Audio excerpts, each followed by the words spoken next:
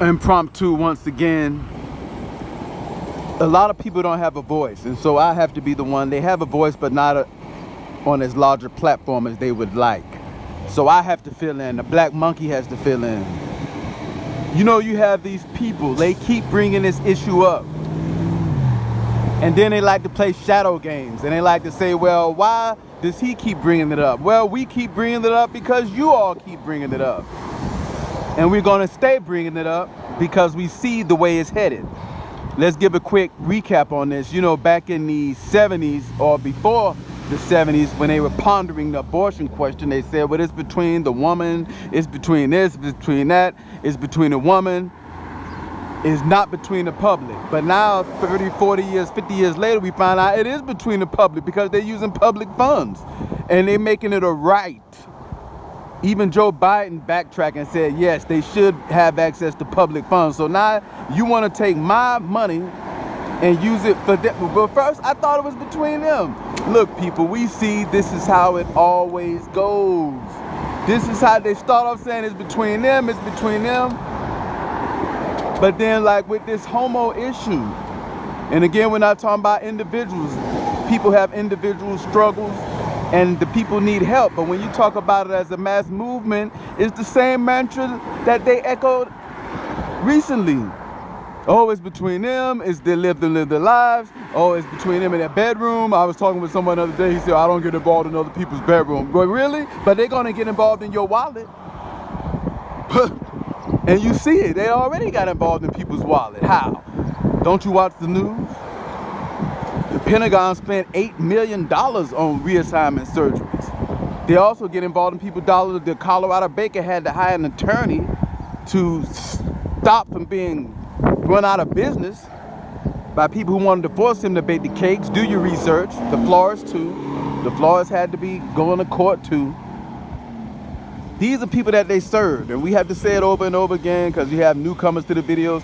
These are people that they had already served for years, and so they came to them later on and said, okay, now we like this cake or this floral arrangement, and then they say, no, I've been serving you for years, but I will not do this in a wedding. So where's the discrimination? And the clownish, the real buffoonery of this all is just like we said before. You have certain ultra high network individual accounts where it's the account is only available to people with a certain at a certain financial level. So some of these accounts are only available to them. Some of these cards are only available to them. So do we say the banks are discriminating? And these financial banks and institutions, they know this. They know that only certain top tier 1 service is only available to certain people. But they serve all other customers. No, one time I went to Mellon Bank, one of the banks, and I had 10K, and they wouldn't even take my 10K. You had to have established a relationship with them. So could I leave out of there saying, oh, discrimination, discrimination? No. So they know this. Why are they choosing to just trying to force it down a baker or a florist? Trying to force it on them? Who knows? But we see the writing on the wall where this is headed. Anyway, we have to keep bringing up these videos. The other day I was on a financial site and they asked this prince over in some kingdom and they asked him, what would you do if one of your sons turned out to be this way? And he was like, well, I would be accepting of it, but I would be nervous for what he would have to go through as far as the discrimination and such and such and such and such. Now this is over in Europe where they have all of these different issues and they're very much accepted over there. So what is he talking about? The discrimination. And most people don't go around discriminating or fussing at these people, and those who do, I mean, if they would tally it up, you would find more people get harassed for being overweight or more people get bullied for the kind of clothes they wear.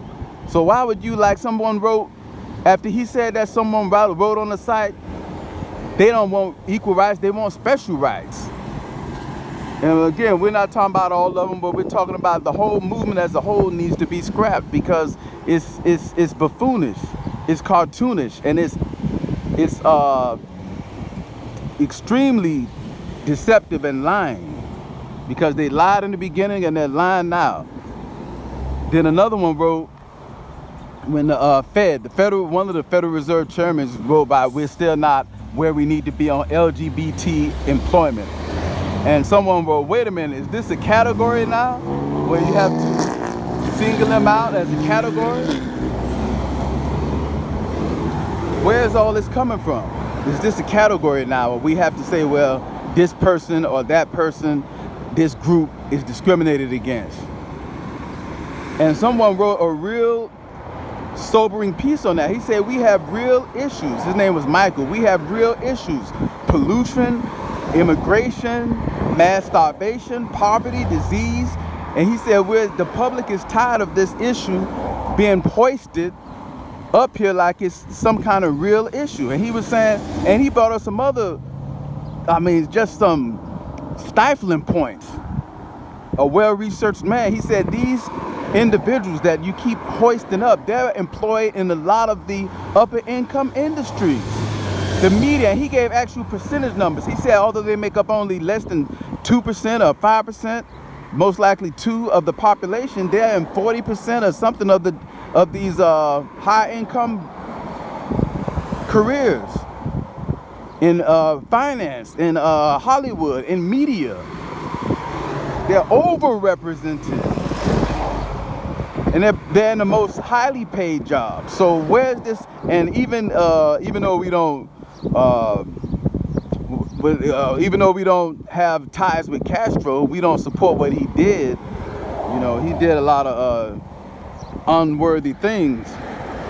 So a lot of unscrupulous things, dictator type things. Even though we don't agree with him, he said in the 60s that movement is primarily a bourgeois movement, bourgeois, upper class elitist movement. He saw that in the 60s. And so what we're saying is, you know where we're going with this. Do the research. Stand up against being colonized twice. We've been colonized one time. We don't need to be colonized twice.